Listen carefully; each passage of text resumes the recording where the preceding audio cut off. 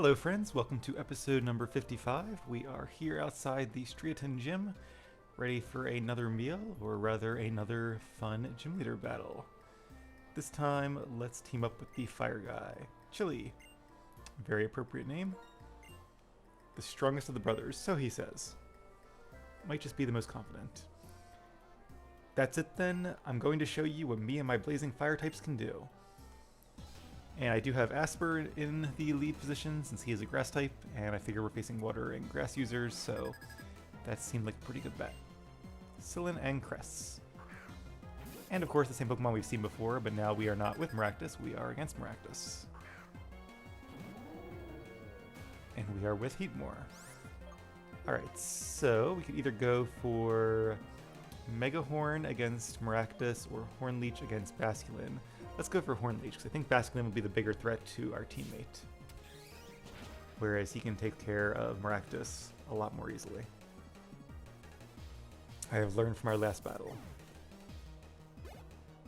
Oh, interesting that he's only level 65. Are your opponents 70 and your ally always 65? That's interesting if so. I'll have to keep an eye on that. Good hit with the Fire Blast, and down goes Maractus. So a very good opening round for our team. Now Slowking should be a little tougher. And going right to his best, Simisage, okay. Probably going to go for a Rock Slide if I had to guess. Should we switch it up? Let's stick with Horn Leech, and we'll attack Slowking this time. Not sure if it'll be a one-hit knockout. Probably close. Ah, very close. Simisage used Crunch. Interesting. I was definitely expecting a Rock Slide there. But let's see if they're going to gang up against Asper or what they're going to do. Fire Blast will probably take out Simisage since he's weak to it. But Slowking now gets a chance to attack. So what will he do? Calm Mind. I kind of felt like it would be something not smart like that. Like if he had like Ice Beam or even like a Psychic Attack, that could have done a lot of damage to Asper, but Calm Mind I am not too worried about. He might use a full restore, not sure. But even so, not too worried. Alright, well, Ferrothorn is also weak to fire. And there's the full restore. The good news though is that about half of that full restore is going to go right back to Asper, because we have Horn Leech. And interesting, Sucker Punch. That was Heatmore, I think, that used that. So, I guess he attacked Ferrothorn, and Ferrothorn is not using an attacking move. Curse. Again, I'm not sure I'd rely on power-up moves like that, but I guess it worked out for him this time. So his attack and defense has rose. I'm going to still try to take out Slowking, though. And this time the Sucker Punch works. Oh no, he attacked. Oh, he was attacking Slowking. That makes. Well, no, last time was a full restore, so that's why Sucker Punch didn't work. It wasn't an attacking move. Alright, so that makes sense. So I probably should have noticed that and then gone for the jump kick against Ferrothorn instead, because now I've used Return, which I guess is actually slightly better than using Horn Leech, because Horn Leech would be doubly not very effective, since Steel and Grass both resist grass moves, but only Steel resists normal. And of course he now has 2 defense increases and 2 attack increases. But I'm still not too worried because we have a couple fire attackers and he is still 4 times weak to fire. Alright, I do think Simipour is probably the bigger threat and also the easier target. So we are faster, a little bit surprising there. I will take it. Ooh, not quite a knockout, a little bit surprised. And we did get a little bit of HP back. Scald is probably going to do a number on Heatmore. Now, Scald is not as good as like Surfer Hydro Pump. But yeah, very interesting that Heatmore was 65. Let's see what level his next Pokemon is. Oh, and it has Life Orb. Okay, that might explain why Scald was the knockout, although it could have been either way. But it also causes 10% recoil damage every time you use an attack, so a very good item, but it does have that downside. And now it is 2v1, even though Ferrothorn has a lot of defense boost at this point. Not sure it can survive a combined assault under Manatan and Aspirin. Yeah, 65. That's very interesting. So Ferrothorn is only weak to fire and fighting. Luckily we have a fighting attack. Now this probably won't do a ton because of its defense increases. Yeah, even being super effective there.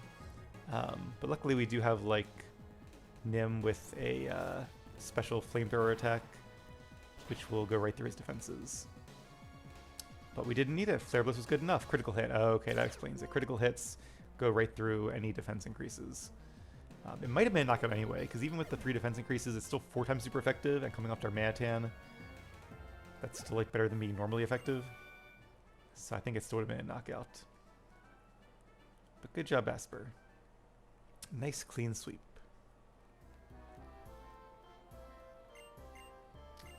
Alright, so we'll have to keep an eye out next time and see if our other ally also has his Pokemon down leveled, which would be interesting. I guess they want to make it a little bit tough on you, or maybe I just wasn't paying attention. Not really sure. I think now we're going to heal up, and then I'm not going to bother flying, because where we're going is not far.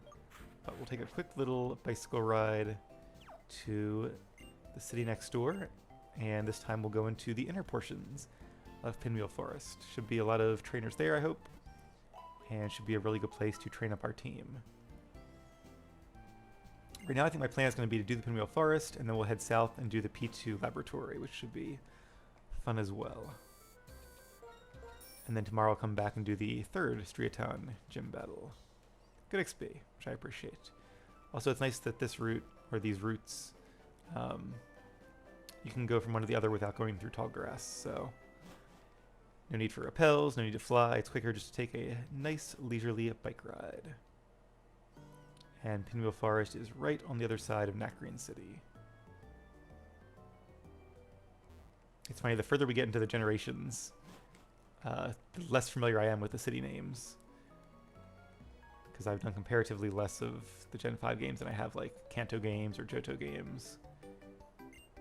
I think Hoenn, I probably know all the cities. There's a couple like Flabber and what's the Lava Ridge? I get confused which one is which, but on the whole I generally know which is which.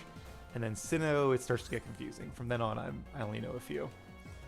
Alright, Bernie is I think a bug and grass type in this form. So let's see if Sludge Wave is super effective. Well, it's not super effective this turn, because it used Protect, but next turn we should be able to get a hit. I do like how in the post-game, like all the trainers kind of have Pokemon in the 60s, which seems really high when you just beat the Pokemon League and the Champions Pokemon were like, I don't remember what level they were, but I feel like even her best was like low 60s maybe, like 62 or something. And suddenly you're facing all these much higher level Pokemon, but unlike the Elite Four and Champions, these random trainers tend to have unevolved, weaker Pokemon, generally, and also usually not a full team. Which is why it was so fun to fight that veteran who had the full team of 6 really strong Pokemon. But he is the exception and not the norm. Alright, a Scyther is a bug and flying type. Always liked Scyther. Definitely like to train one day, but not sure when that'll be. And there's always the question, like, do you evolve into Scizor, which has much better typing, but I don't know, Scyther I like its speed, so a lot of people are big Scyther fans, or Scizor fans rather, which I am too, it's a cool Pokemon, but I've always kind of just liked the base Pokemon. Also, fun fact, Scyther and Scizor actually have the same stat totals. One is not, like, inarguably stronger than the other stat-wise, just different allocation and different type. And I guess Scizor can probably learn a few additional moves. Alright, 71. Let's go ahead and rotate. Keep things fresh. We'll bring out Bassa.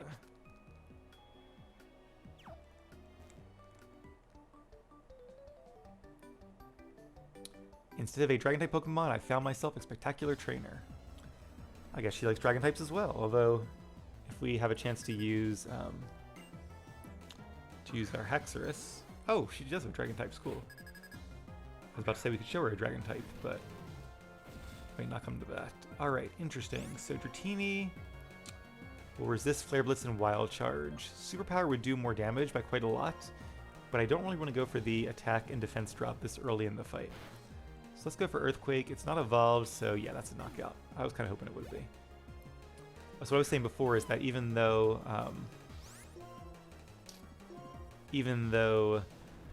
all their levels seem really high, by the time you actually start training against them, they kind of seem about right. So it's nice that you kind of have a choice then of which parts of the post game to do first, because they're all a decent level. It's not like part of the post game they're level like 59, and then another part they're level 70. All right, this is her last Pokemon, I believe. So now we are free to use Superpower. It is weird how these guys are not evolved. Like if they were a Dragonite, a Salamence, and a Garchomp, that would be an incredibly strong team. Like that would be a lot of fun, but they are not. So an easy victory. You are spectacular, and more than that, so strong. But I like her Pokemon. So far, they're pretty good. She wants to talk to Drayden. Okay, guess that's her hero. Let's see who else here is a trainer. I wonder if there was a way to maybe walk in front of those guys and face them in a double battle. Sometimes you can find little tricks like that. Nursery Aid Ethel and 2 Pokemon, including an Execute. This should be no problem for Bassa. And we'll use Flare Blitz even though it will do some recoil damage.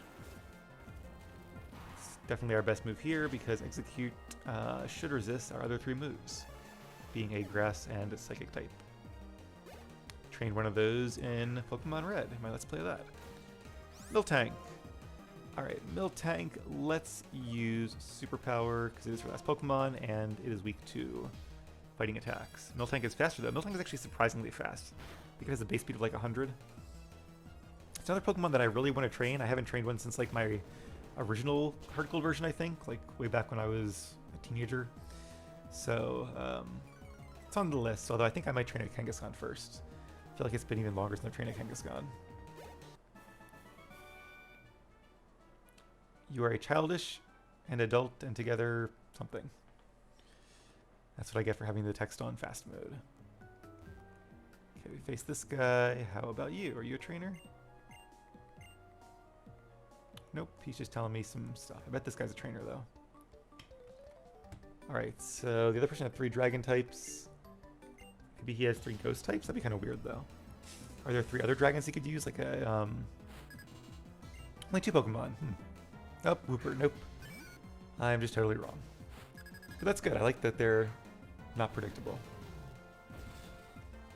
Alright, this should be no trouble for Bassa. Once again, we'll go with Earthquake for some nice neutral damage with no drawbacks. It is the one side to having a Pokemon with really strong moves like Flare Blitz and Superpower, which do a lot of base damage but have those downsides too, is that when you're fighting like weak Pokemon like this, it kind of narrows down your options. We could use Earthquake. It would probably be enough, but just to be on the safe side, and because we haven't used it in a while, we'll use Wild Charge.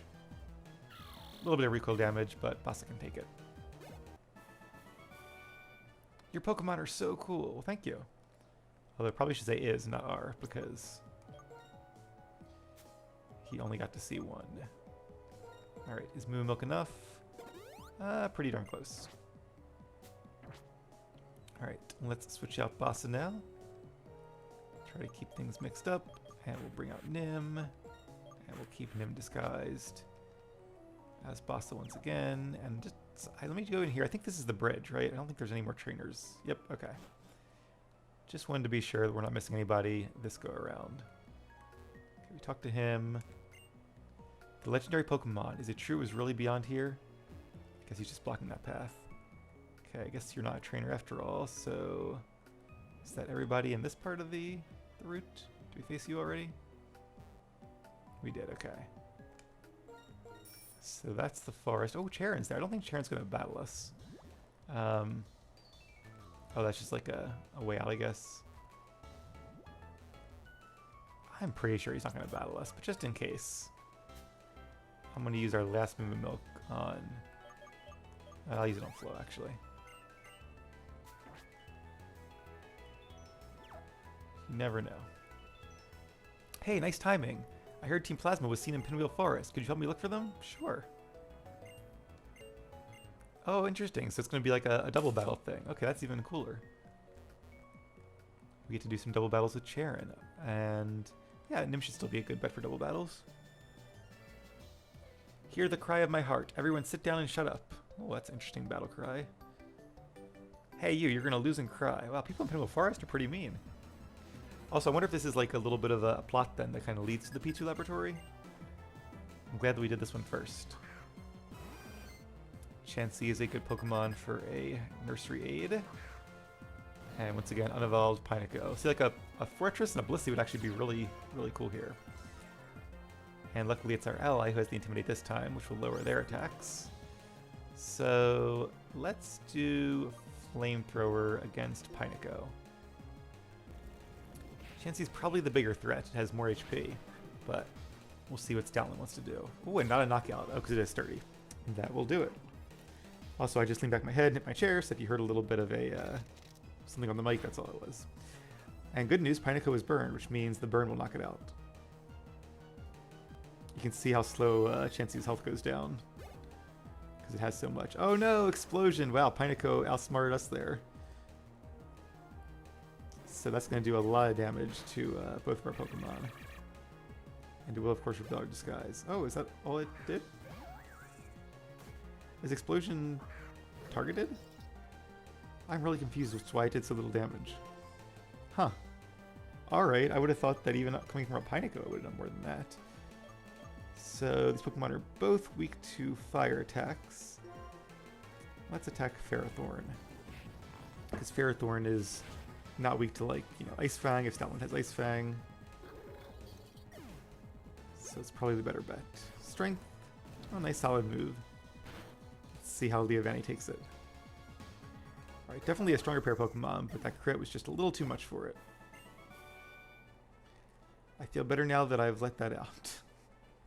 Oh, I guess she's just frustrated with all the kids, but I'd rather she yell at me than the kids, because I can take it. Alright, so there's a guy here. Is he a trainer? He is, but will he do a double battle or just a single battle? Hopefully a double battle. Nope, just a single battle. Pseudo Widow, haven't seen one of those in a very long time. Thought it was a shiny for a second. That'd be cool if like random trainers had a very small chance of having a shiny. Alright, so Focus Blast is super effective, but I think Night Daze would probably be a knockout unless Pseudo Widow also has Sturdy. I feel like it can also have that as an ability. But this one does not. 71. Good job, Nim. And Gloom. Good old Gloom. Flamethrower and Extra Sensory are both super effective, but Flamethrower has a little bit of a higher base power. So we'll go with that. And a Beartick, okay. Ooh, so do we go for Flamethrower or Focus Blast? Let's risk it, just for fun. I feel like Flamethrower probably would have been a knockout, but we don't have the charcoal anymore, so Focus Blast will definitely be a knockout. As long as it hits, which it did. And down goes Beartick. Got to use a few different moves in that one. Alright, let's go ahead and switch out. Oh, once we get this Citrus Berry.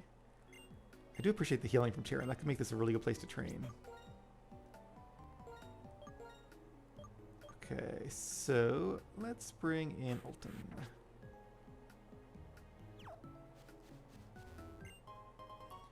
Max Repel might be useful. I think I have a Super Repel going, but if I don't, then I guess I don't. Alright. Well, after this battle, I will activate one.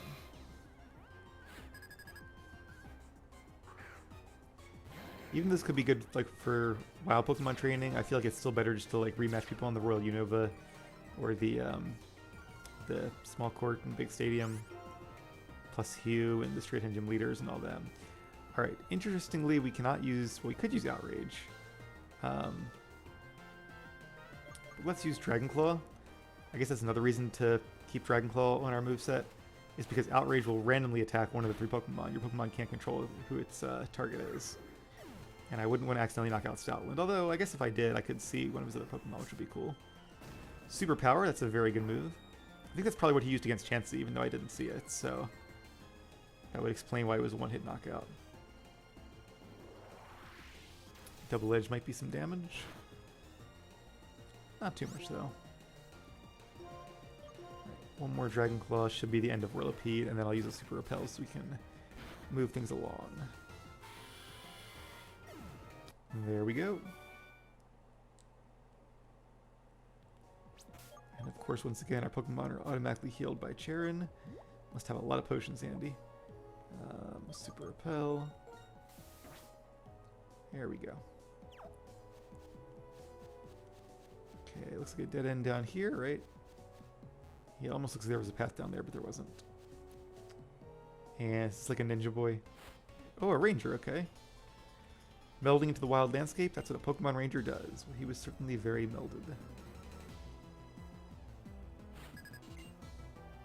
Dwayne with 3 Pokemon, Weeping Bell. Kind of Gloom's counterpart from the Gen 1 games.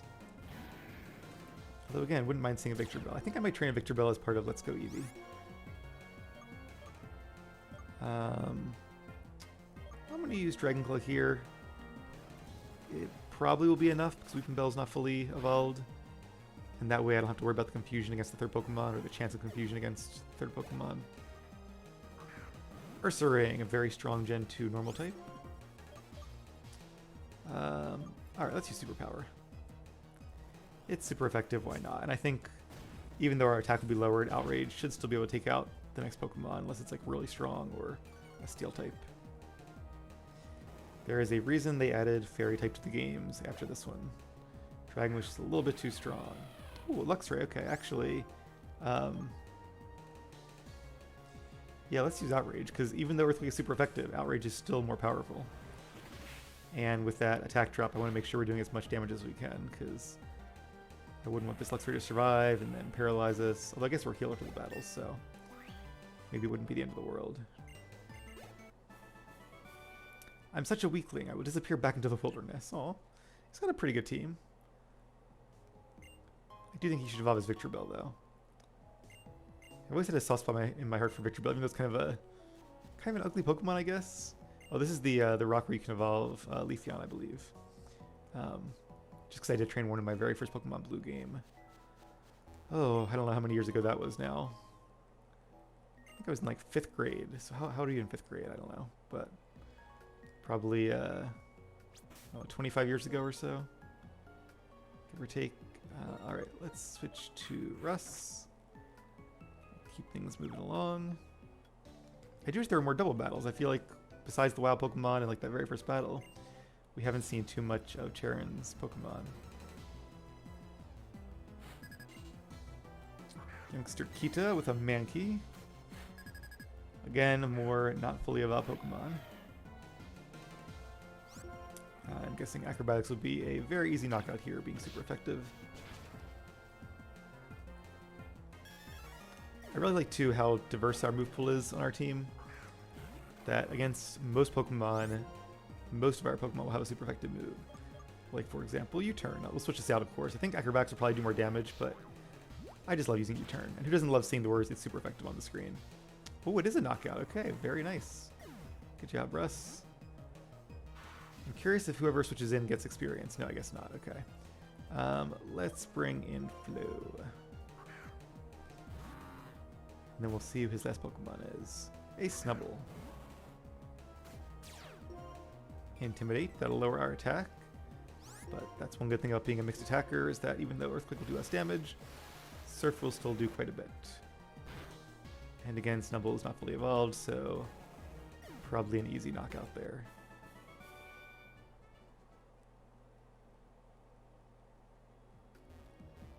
Alright, is this a hidden item? No. Max survived. And I was about to say, wait a minute, this is a dead end? Where's Team Plasma? But there is a bridge here. A natural bridge. Another Pokemon Ranger. Yeah, I really thought that coming in here would, once we team up with Charon, would mean more double battles. That's really weird that it doesn't. I'm glad there's at least one, though, and I imagine we'll be doing a double battle against Team Plasma later on. I honestly don't remember, but that feels right. Alright, against Electrite, we'll use Earthquake. Once again, super effective.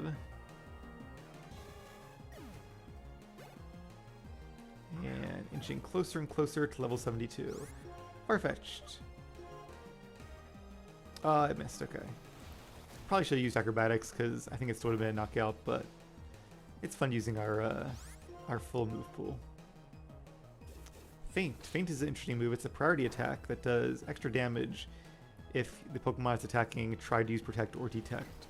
And in addition, it seems like a really bad move, right? Because like, how often do your opponents really use Protect or Detect, and how often can you predict it?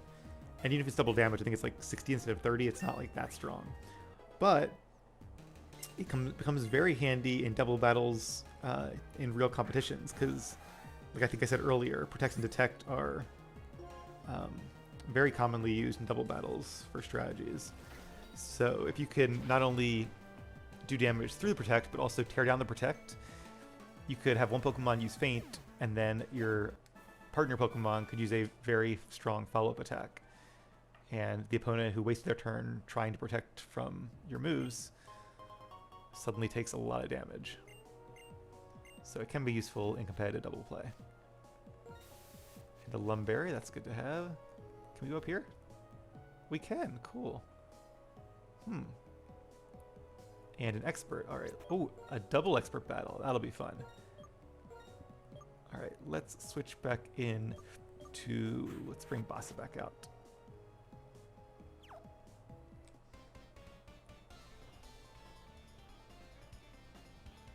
I came here because this place feels quite nostalgic to me, but now I'd rather battle with you than stroll down memory lane. Let me show you the Pokemon that I met by fate. It'd be cool if these were like trainers that like started as, I guess they wouldn't like be youngsters, but maybe like rangers or something in the original games, and if they had like 3-week Pokemon that were fully evolved here. Like, you know, if in Black and White they had like a Zubat and a Lotad, and now it's a Crobat and Ludicolo. Also, this would be a really fun tough battle too. 2 veterans with 6 Pokemon between them. I guess we do have like 12 between us. Though I think a lot of times your partners tend to only have 3, even if they like could have a team of 6. Maybe it's just something with the way the game is programmed. But alright, so Ludicolo is very interesting. It's a really cool Pokemon that also I want to train. Because water and grass is such a good type combination. So let's use a Wild Charge against Crobat. Cross Poison, evenly effective. Ironically, Poison is one of the types Ludicolo is weak to. I think it's Poison, Bug. That's probably it, and those are not very common types. Alright, down goes Crobat. Once again, I missed Stoutland's move, but maybe it was like a Thunder Fang or a... I guess I can learn Wild Charge itself, but it did take recoil damage. So because Crobat was knocked out, the Wild Charge was unfortunately redirected. And Hydro Pump, that's a lot of damage. Ah, down goes Bassa. Oh well. Alright, I probably should use Flare Blitz, but didn't think Stoutland would be faster and would knock out Crobat. Oh, let's bring in... I need a good bug attack. Let's bring in Asper. Asper has Mega Horn. Or Poison. I could bring in Flow, but I'd be worried Flow would be weak to a incoming grass attack. And Magmortar, another very cool strong Pokemon. See, this is what I'm talking about. This is a much more fun and interesting fight. Okay, let's use Mega Horn on that Ludicolo. Super effective. Will it be a knockout? It should be. Yep, down he goes. Critical hit. Don't think that mattered, though. And Flare Blitz, oh, we were very lucky that he attacked Stoutland and not Asper there.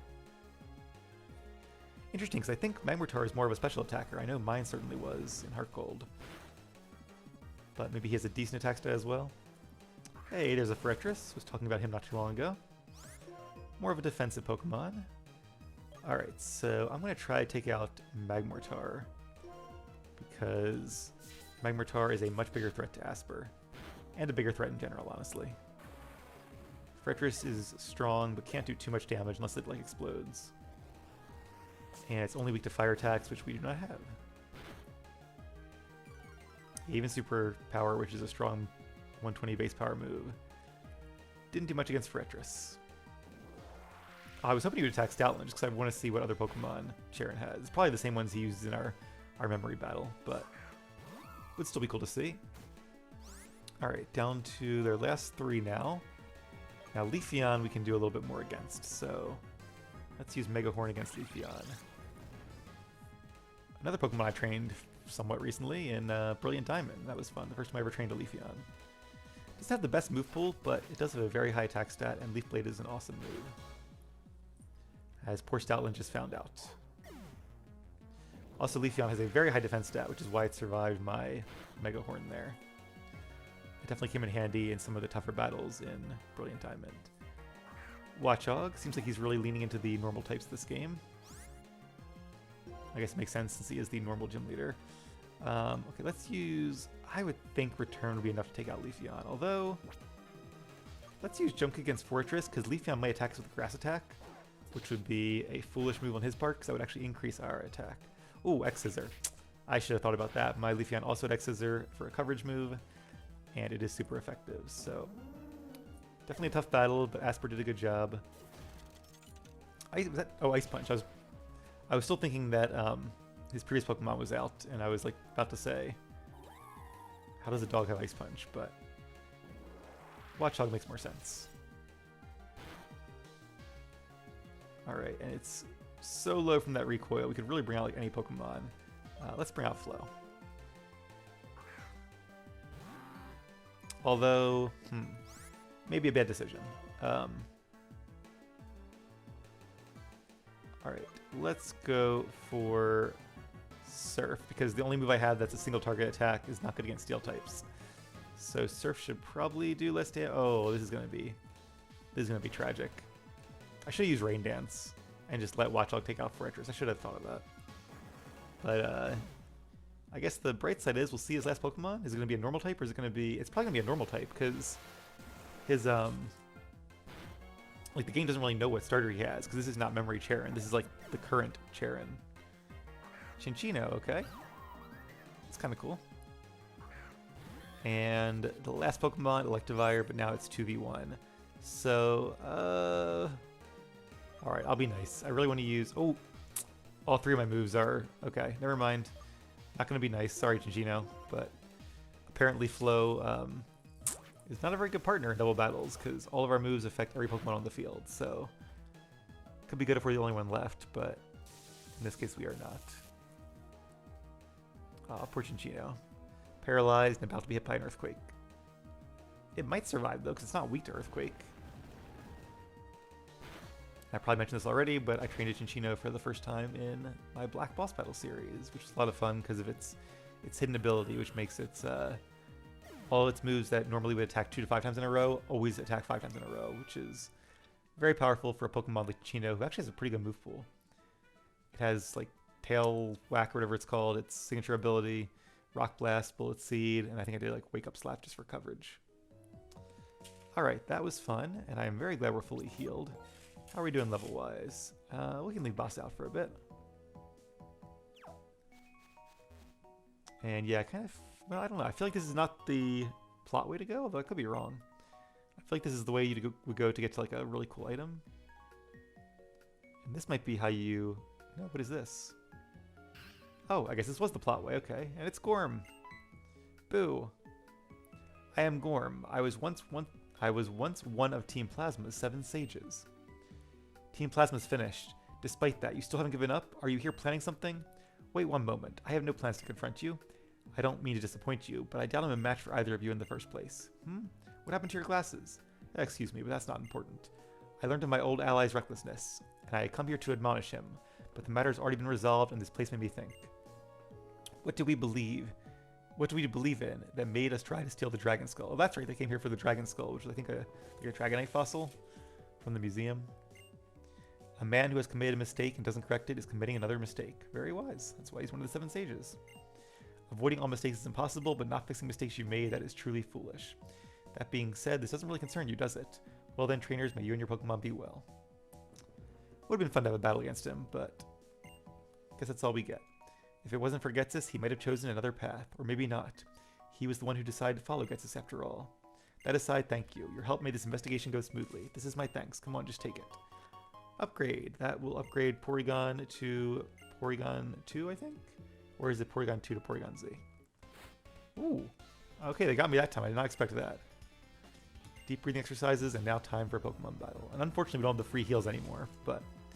oh, also, it looks like we're already past the half-hour mark, so... We'll do this one battle to finish things off. and then end the episode after that. Munchlax, the unevolved form of Snorlax. Snorlax is definitely a lot tougher. Let's use Earthquake and see what happens. I don't think it'll be a one-hit knockout, but I'm worried about using a move like Super Power early on in the match where it's going to lower our stats, and a recoil damage move would do a lot of recoil damage because Munchlax has a high HP stat. Alright, Earthquake did more than I thought. Snatch, I think I've probably mentioned, but it's a move that would steal your stat upgrade if you use like Dragon Dance or Curse in that turn. And Zebstrika is a electric type, so once again we can go with Earthquake. Should be a knockout. There we go. After how tough the Electric Gym Leader was all those episodes ago, and her Zebstrika, kind of feels good taking one down that easily. And Kricketune, another fully evolved but not very strong Pokemon. Flare Blitz should be well more than enough to defeat it. And there we go. Good job, Basa.